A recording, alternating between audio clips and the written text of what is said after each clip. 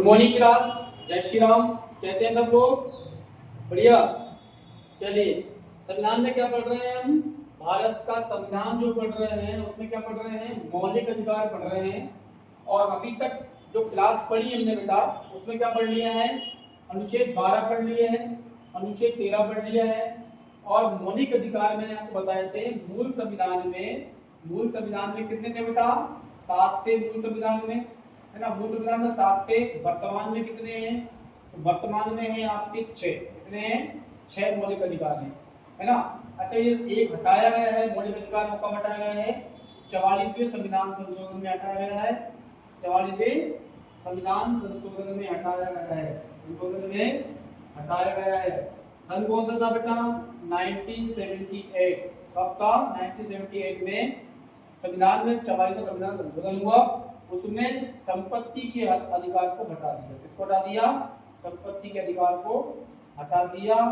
और संविधान के भाग 12 में कानूनी अधिकार के रूप में, कानूनी अधिकार के रूप में रख दिया, या कानूनी अधिकार के रूप में रख दिया है ना। अनुच्छेद 300 के ए में, अनुच्छेद 300 के ए में रख दिया, है ना। अच्छा, वो अनुच्छेद कौन सा हटाया है? तो अनुच्छेद 31 हटा है और आपका 19 का एफ हटा है। ये आपको ध्यान रखना है, ये दोनों हट गए हैं। तो कहाँ आ गए? डायरेक्टली 300 ए में रख दिए हैं, है ना, कानूनी अधिकार के रूप में भाग 12 में। ठीक है, इतना हमने पढ़ लिया, है ना। अब 6 में आपने कौन कौन से पढ़ चुके हैं? तो समता या समानता का अधिकार पढ़ चुके हैं। तो 14 और 18, है ना, 14 से लेकर 18 तक जो अनुच्छेद आते हैं वो समता या समानता के अधिकार में आते हैं।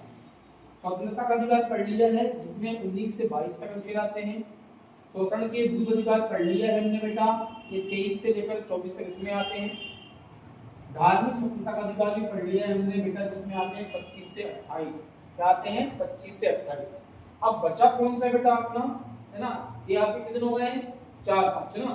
अब बचा कौन सा अपना? और इसके बाद हमने ये भी पढ़ लिया बेटा, है ना, धार्मिक स्वतंत्रता का अधिकार पढ़ लिया है हमने। इसके बाद हमारा बच्चा है बेटा संवैधानिक उपचारों का अधिकार बचा है। क्या बचा है? संवैधानिक उपचारों का अधिकार बचा है। संवैधानिक उपचारों का अधिकार, उपचारों का अधिकार ये पढ़ना है, मान लिया है। क्या पढ़ना है? ये पढ़ना है, संवैधानिक उपचारों का अधिकार पढ़ना है। ठीक है, चलिए इसके बाद हम पहले ये देखते हैं बेटा अनुच्छेद 32 के बारे में। क्या पढ़ने वाले हैं? संवैधानिक उपचारों का अधिकार आज पढ़ने वाले हैं। और ये बेटा बहुत आईएमपी है, ध्यान रखना है, क्वेश्चन के यहाँ से आ जाता है। ठीक है, अनुच्छेद 32 जो है ना बहुत इंपॉर्टेंट है। ठीक है ना। अनुच्छेद 32 किससे संबंध रखता है बेटा? अनुच्छेद 32 रखता है डायरेक्ट सर्वोच्च न्यायालय और उच्च न्यायालय से, है ना। यदि किसी व्यक्ति को अपने मौलिक अधिकारों का हनन या उल्लंघन लगता है कि मेरे मौलिक अधिकारों का हनन हुआ है या उल्लंघन हुआ है, तो व्यक्ति जो है बेटा अनुच्छेद 32 के अनुसार डायरेक्ट सर्वोच्च न्यायालय में अपील कर सकता है। ध्यान रखना, कहाँ कर सकता है? सर्वोच्च न्यायालय में अपील कर सकता है कि भाई मेरे मौलिक अधिकारों का हनन हुआ है, किसने किया वो बता रहा है ना। और यदि उसको सर्वोच्च न्यायालय नहीं जाना है, उच्च न्यायालय जाना है, तो अनुच्छेद 226 के अनुसार वो उच्च न्यायालय भी जा सकता है। उच्च न्यायालय भी जा सकता है, ये आपको ध्यान रखना है ना। अब ये व्यक्ति की विवेक पर निर्भर करता है कि वो कहाँ जाना चाहता है। समझ में आया नहीं है? तो ये संवैधानिक उपचारों का अधिकार जो है ना, ये व्यक्ति को डायरेक्टली अधिकार देता है कि यदि आपके मौलिक अधिकारों का हनन होता है या उल्लंघन होता है तो आप कहाँ जाना चाहोगे, है ना। या तो आप कहाँ जाओगे? उच्च न्यायालय, जिस राज्य का व्यक्ति है उस राज्य के उच्च न्यायालय में जाए, है ना, और अनुच्छेद 226 के अनुसार वो जाए। वही बात करें वो यहाँ नहीं जाना चाहता है, तो ये अधिकार दिया है व्यक्ति के लिए, भारत के नागरिक के लिए, कि यदि वो अपने उच्च न्यायालय में नहीं जाना चाहता है, डायरेक्ट अनुच्छेद 32 के अनुसार वो सर्वोच्च न्यायालय में अपील कर सकता है, उच्च न्यायालय से छोड़कर, है ना। मतलब ऐसा नहीं है इसमें कि व्यक्ति पहले उच्च न्यायालय जाए फिर सर्वोच्च न्यायालय जाए। मौलिक अधिकार के मामले में व्यक्ति उच्च न्यायालय ना जाकर डायरेक्टली कहा जाएगा सुप्रीम कोर्ट जा सकता है, ये ध्यान रखना है ना। मौलिक अधिकार व्यक्ति की ताकत है ना, भारत के नागरिक की ताकत है। यदि उसका उल्लंघन होता है तो व्यक्ति डायरेक्टली कहा जा सकता है? सर्वोच्च न्यायालय में, अदालत में जाकर अपील कर सकता है कि भाई मेरे मौलिक अधिकार का हनन हुआ है या उल्लंघन हुआ है। ठीक है बेटा। अब सर्वोच्च न्यायालय या उच्च न्यायालय जिसके पास भी अपील जाएगी बेटा, ध्यान रखना, इनके पास 5 रिट होती है। क्या होती है? 5 रिट होती है। क्या होती है? 5 रिट होती है जो, है ना, जो जारी करती है, जो जारी करती है। कौन ये रिट जारी कौन करता है बेटा? न्यायालय करता है। कौन करता है? न्यायालय करता है। ये ध्यान रखना, ये रिट किसकी है? ये रिट है बेटा न्यायालय की। यदि आप सर्वोच्च न्यायालय कोई व्यक्ति जाता है तो ये रिट जो है ना, ये रिट के द्वारा जो ये 5 विधि के द्वारा है ना सर्वोच्च न्यायालय जारी करता है। ये रिट जारी करता है कौन? सर्वोच्च न्यायालय जारी करता है। जहां आप जाओगे, चाहे उच्च न्यायालय जाओ चाहे सर्वोच्च न्यायालय जाओ, है ना, वहां का न्यायालय ये रिटों के द्वारा उसका सॉल्यूशन निकालता है ना। न्यायालय क्या करता है? ये रिट जारी करके उसका सॉल्यूशन निकालता है। ये आपको ध्यान रखना है। रिट जारी करने का अधिकार न्यायालय को है ना। कौन से न्यायालय को बेटा? सुप्रीम कोर्ट या हाई कोर्ट, जहां आप जाओगे, है ना। और डायरेक्टली आप हाई कोर्ट भी जा सकते हो, है ना। चलो अभी अपन हाई कोर्ट की बात करते हैं। यदि कोई व्यक्ति हाई कोर्ट में अपने मौलिक अधिकार संबंधित कोई बात लेकर गया है तो न्यायालय ये ना इन 5 रिटों के द्वारा, है ना, जो भी उसके लायक होगी उसको जारी करेगा, उसका सॉल्यूशन निकालेगा। ठीक है बेटा, समझ में आया? तो अनुच्छेद 32 बहुत इंपॉर्टेंट है और ये संवैधानिक उपचार के अधिकार में आता है। डॉक्टर भीमराव अंबेडकर ने संविधान की आत्मा कहा है। अनुच्छेद 32 को या संवैधानिक उपचारों के अधिकार को डॉक्टर भीमराव अंबेडकर ने संविधान की आत्मा कहा है या संविधान का हृदय कहा है। क्या बोला है? संविधान का हृदय, मतलब अनुच्छेद 32 संविधान का हृदय है ना, या संविधान की आत्मा। ये क्वेश्चन बहुत इंपॉर्टेंट है बेटा, पूछता है कि संविधान की आत्मा किसने बोला है? किसको बेटा? अनुच्छेद 32 को। या संवैधानिक उपचार के अधिकार को, है ना, संविधान की आत्मा किसने कहा है? तो इस व्यक्ति का नाम पूछता है डॉक्टर भीमराव अंबेडकर। ठीक है, ये आपको ध्यान रखना है। डॉक्टर भीमराव अंबेडकर ने संविधान की आत्मा बोला है अनुच्छेद 32 को। ठीक है बेटा, ठीक है। यदि कोई व्यक्ति अपनी अपील लेकर न्यायालय जाता है तो 5 प्रकार की रिट जो है वो न्यायालय जारी करता है ना। 5 में जो भी उसके लायक होगी वो जारी करेगा। जैसे पहली आपकी बंदी प्रत्यक्षीकरण, क्या है बेटा? बंदी प्रत्यक्षीकरण एक रिट है। दूसरी है परमादेश, तीसरी है प्रतिषेध लेख, चौथी है बेटा उत्प्रेषण और पांचवी है अधिकार परिच्छेद लेख। अधिकार परिच्छेद लेख, ये 5 प्रकार की रिट किसकी है बेटा? ये न्यायालय की है। न्यायालय द्वारा रिट जारी की जाती है, तो ध्यान रखना है। ठीक है बेटा, चलिए अब हम 1 बाय 1 लेना बेटा, इसको समझते हैं कि बंदी प्रत्यक्षीकरण क्या होता है ना। समझ लो, चलिए, है ना। तो 1 बाय 1 समझते हैं बेटा। बंदी प्रत्यक्षीकरण, है ना, बंदी प्रत्यक्षीकरण मतलब क्या होता है ये समझना है हमारे लिए ना। बंदी प्रत्यक्षीकरण का साफ साफ मतलब है यदि किसी व्यक्ति को गिरफ्तार कर लिया गया, है ना, गिरफ्तार कर लिया गया पुलिस के द्वारा। समझना बात को? यदि किसी व्यक्ति को गिरफ्तार कर लिया गया किसके द्वारा बेटा? पुलिस के द्वारा। कौन करेगा गिरफ्तार? पुलिस करेगी। कौन करेगी? पुलिस करेगी। यदि किसी व्यक्ति को गिरफ्तार कर लिया गया पुलिस के द्वारा और उस व्यक्ति को, जिसको गिरफ्तार किया गया, उस व्यक्ति को ऐसा लगता है ना, ऐसा लगता है कि मैंने कोई अपराध नहीं किया, ऐसा लगता है कि मैंने कोई अपराध नहीं किया, तो मुझे गिरफ्तार क्यों किया गया, है ना। उसके मन में कैसा लगता है बेटा? क्यों किया गया। समझ आया कि नहीं आया? है ना। पुलिस ने किसी व्यक्ति को गिरफ्तार किया और उस व्यक्ति को ऐसा लगता है कि मैंने कोई अपराध नहीं किया, मुझे गिरफ्तार क्यों किया, है ना। समझ आया कि नहीं है? तो जिस व्यक्ति को गिरफ्तार किया गया था वो व्यक्ति अनुच्छेद 32 के अनुसार, अनुच्छेद 32 के अनुसार कहाँ जा सकता है बेटा? डायरेक्ट सुप्रीम कोर्ट जा सकता है। ध्यान रखना, है ना। अपने ऊपर हुए अन्याय के लिए वो डायरेक्ट कहाँ जाएगा? अपील लेके डायरेक्ट सुप्रीम कोर्ट जाएगा अनुच्छेद 32 के अनुसार कि साहब मैंने कोई अपराध नहीं किया, मुझे पता ही नहीं है मैंने अपराध किया भी है कि नहीं किया, और पुलिस ने मुझे गिरफ्तार कर लिया है, तो मुझे जो है ना आप क्या है, मुझे अपना जो है न्याय चाहिए। ठीक है, ऐसा मतलब गुहार लगाता है कौन? जिसको गिरफ्तार किया वो आरोपी, है ना। तो न्यायालय क्या करेगा बेटा? एक रिट जारी करेगा, बंदी प्रत्यक्ष करेगा। ये रिट है बेटा, है ना, ये रिट है और ये जारी करेगा, है ना। और बोलेगा किससे बेटा? जिसने गिरफ्तार किया है पुलिस वाले को, चाहे वो किसी भी लेवल का अधिकारी हो, है ना। जिसने गिरफ्तार किया उसको बोलेगा भैया कि जिस व्यक्ति को आपने गिरफ्तार किया है उसको ऐसा लगता है कि उसने कोई अपराध नहीं किया है ना, और आपने उनको बताया नहीं है कि आपने किस लिए गिरफ्तार किया है, तो आप उस व्यक्ति को जो है ना न्यायालय लेके आओ। कहाँ लेके आओ बेटा? न्यायालय। कहाँ? सुप्रीम कोर्ट में लेके आओ। कहाँ लेके आओगे? सुप्रीम कोर्ट में लेके आओ। उसकी जांच की जाएगी कि भैया उस व्यक्ति ने वाकई अपराध किया है कि नहीं किया। इस प्रकार से उस पुलिस वाले को डायरेक्टली आदेश जाएगा। ठीक है ना बेटा, आदेश मानना ही पड़ेगा। एक निर्देश होता है, एक आदेश होता है ना। निर्देश उस व्यक्ति पर निर्भर करता है कि वो मानता है कि नहीं मानता, लेकिन न्यायालय क्या बोलता है? आदेश दे रहा है पुलिस वाले को, पुलिस वाले को मानना ही पड़ेगा। कि भैया उस व्यक्ति को अदालत लेके आओ। कहां पर बेटा? जहां पर उसने अपील की थी सुप्रीम कोर्ट में, वहां लेकर जाओ एक निश्चित समय पर, जो भी समय है वो आप निश्चित, है ना, जो अदालत देगी उस निश्चित समय पर लेके आओ। उसके द्वारा जो जांच की जाएगी उस व्यक्ति वो आरोपी है या नहीं है, जांच की जाएगी। यदि वो व्यक्ति आरोपी नहीं होता है बेटा तो तुरंत उसको रिहा किया जाएगा, तुरंत उसको रिहा किया जाएगा, मतलब छोड़ दिया जाएगा, ठीक है। और यदि उसने अपराध किया है तो उसको अपराध की वजह बताई जाएगी कि आपने ये अपराध किया है इसलिए आपको गिरफ्तार किया है, ठीक है। मतलब दोनों चीजें, यदि उसने अपराध किया है और पुलिस वाले ने प्रूव कर दिया इसने ये अपराध किया है, ठीक है, तो उसको ऊपर क्या है कि अदालत जो भी आपको उस पर जो कार्रवाई की वो करेगी। लेकिन यदि वो अपराध नहीं किया उसने और पुलिस वाले ने गिरफ्तार कर लिया मनमाने ढंग से, तो उसको तुरंत रिहा करेगी कौन? अदालत। इस प्रकार की रिट कहलाती है बंदी प्रत्यक्षीकरण। मतलब जिस व्यक्ति को गिरफ्तार किया है उस व्यक्ति की मांग पर जो है ना उसकी जांच करवाई जाती है कि अपराधी हूँ या नहीं हूँ, है ना, मुझे गिरफ्तार कर लिया गया, पुलिस वाले ने बताया नहीं, इसीलिए पुलिस वाले पहले बताते हैं कि आपने ये अपराध किया है, ताकि व्यक्ति का मौलिक अधिकार का हनन न हो और सुप्रीम कोर्ट ना जाए, है ना। यदि कोई पुलिस वाला नहीं बताता है तो आप भी, कोई भी व्यक्ति जो है ना आपका मौलिक अधिकार का हनन के रूप में सुप्रीम कोर्ट की अदालत में जाकर अपना जो है मुकदमा दायर कर सकता है, ठीक है। इस प्रकार से यदि पुलिस वाला नहीं बताता है तो ये आप समझ लो बात को, है ना, और बता देता है तो कोई बात ही नहीं है, नहीं बताता तो आप डायरेक्ट कहां जाओगे? 32 के अनुसार सुप्रीम कोर्ट जा सकते हो।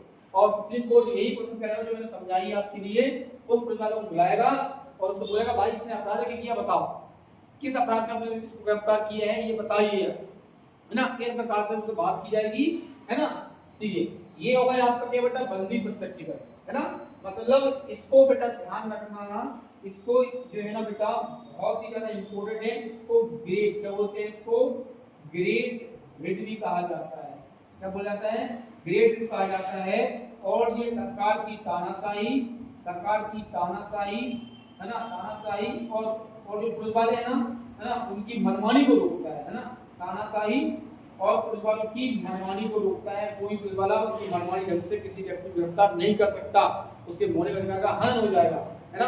तो ये बेटा ग्रेड रिट कहलाती है, ध्यान रखना, है ना। ये व्यक्तिगत जो ग्रेड रिट है हम नागरिकों के लिए बहुत ही ज्यादा पावरफुल है ना। यदि कोई पुलिस वाला आपको गिरफ्तार करता है किसी व्यक्ति को तो उसको रीजन बताना पड़ेगा आपने ये अपराध किया है, नहीं बताएगा तो बंदी प्रत्यक्षीकरण द्वारा उसको आदेश दिया जाएगा कि आप लेकर आओ जिस व्यक्ति को आपने गिरफ्तार किया है ना बेटा। तो सरकार की तानाशाही नहीं चलेगी और पुलिस वाले की मनमानी भी नहीं चलेगी इसके अकॉर्डिंग, ठीक है बेटा। चलिए अब नेक्स्ट हम देखेंगे बेटा, उसको मैं कर रहा हूँ ना, अब नेक्स्ट देखेंगे बेटा परमादेश, है ना। परमादेश क्या होता है?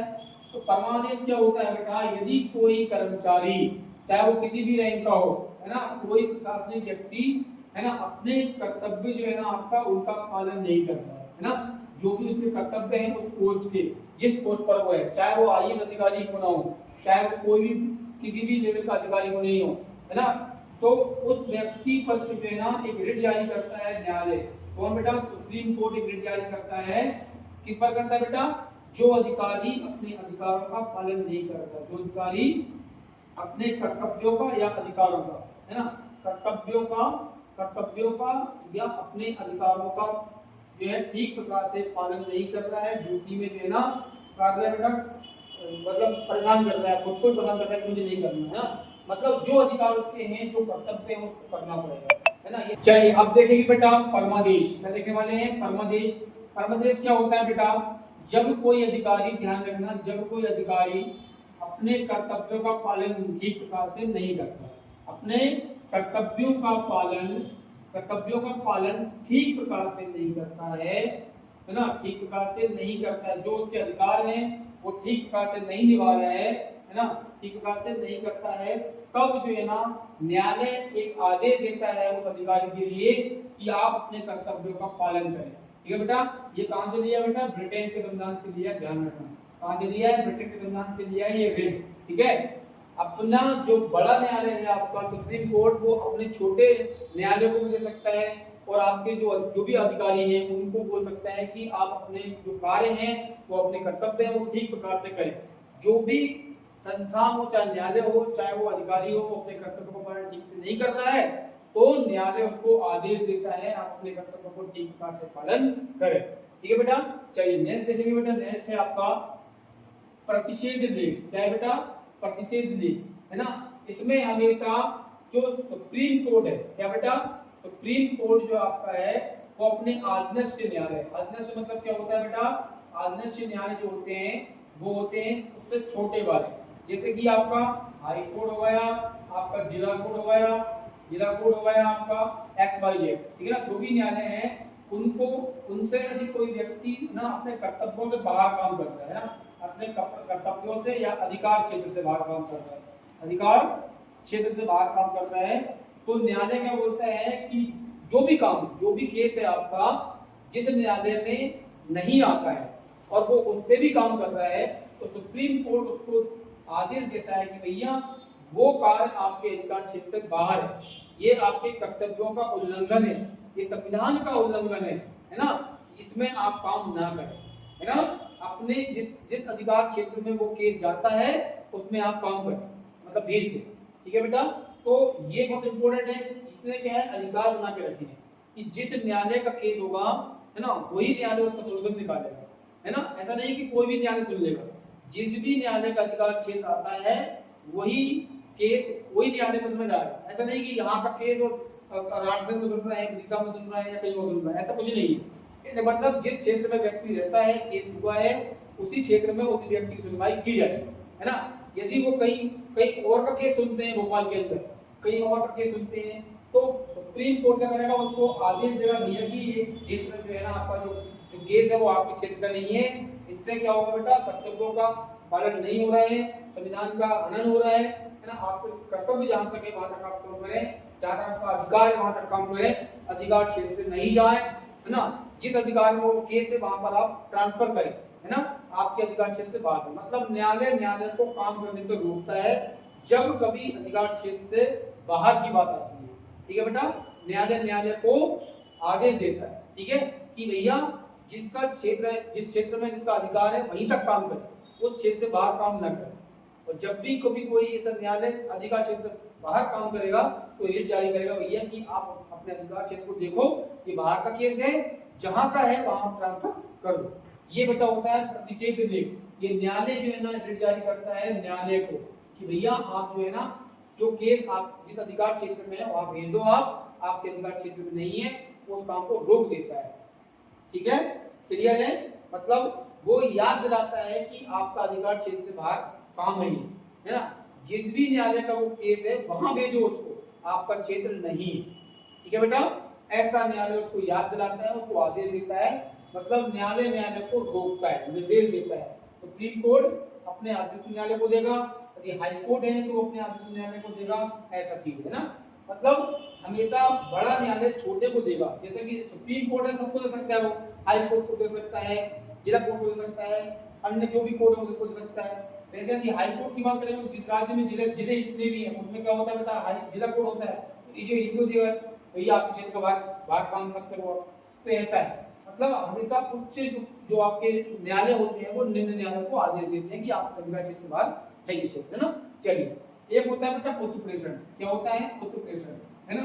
ये भी क्या होता है बेटा, न्यायालय को निर्देश देता है। क्या देता है? न्यायालय को निर्देश देता है, ये ध्यान रखना। कौन देता है? न्यायालय को निर्देश देता है, न्यायालय को, है ना। मतलब एक अदालत दूसरे अदालत को क्या देती है? निर्देश देती है कि भैया आप जो काम कर रहे हो, है ना, वो क्या है, कर्तव्यों के हीन है, संविधान का उल्लंघन है ना। तब जाके वो काम को रोका जाता है ना, इसमें रोका जाता है ना। या कोई केस जो है ना आपका गलत तरीके से उसका निर्णय ले लिया गया है, उसको बोलता है कि उसकी जांच करवाई जाए, है ना। जांच के लिए आप हमारे पास भेजो, ठीक है ना, जांच के लिए हमारे पास भेजो, ठीक है। ऐसा मान लो कोई अपराधी है ना, मान लो कोई अपराधी है ना, समझना बात को ध्यान से समझना। यदि किसी जिला कोर्ट ने किसी को सजा दे दी, समझना बात बेटा, उत्प्रेषण का मतलब, है ना। यदि मान लो देखो ये होता है सुप्रीम कोर्ट, ये होता है हाई कोर्ट, है ना। सुप्रीम कोर्ट होगा या हाई कोर्ट होगा, और ये होगा आपका जिला कोर्ट, है ना। डिस्ट्रिक्ट कोर्ट देता हूँ, डिस्ट्रिक्ट कोर्ट होगा, है ना। ये हाई कोर्ट होगा और ये क्या होगा, सुप्रीम कोर्ट होगा, है ना। यदि किसी व्यक्ति को यहाँ पर 5 साल की सजा हो गई, क्या हो बेटा, 5 साल की सजा हो गई, ठीक है ना। तो बेटा ये व्यक्ति जो सजा हुई है 5 साल की, वो संतुष्ट नहीं है। क्या नहीं है? संतुष्ट नहीं है कि भैया ये जो मेरे जो भी अंजाम लगा है, सजा मुझे मिली है, वो ठीक नहीं है। मतलब उसके अकॉर्डिंग ऐसा लग रहा है, उसके भावना के अंदर कि वो गलत है ना।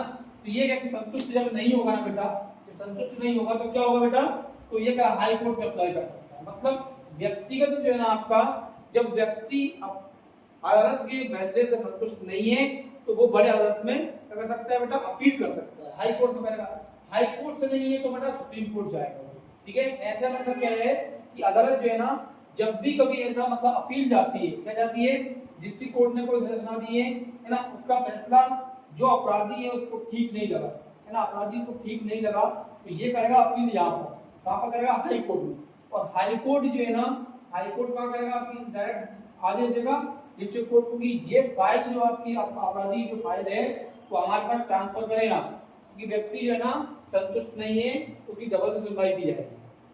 ठीक है बेटा, इस प्रकार से क्या होता है, मतलब बोल सकते हैं कि आप जो है ना, आप वो कर सकते हो है ना, अपील कर सकते हो है ना, बड़ी अदालत में अपील कर सकते हो। सजा मिलने के बाद भी अपील यहाँ होती है, यहाँ के बाद यहाँ होती है ना।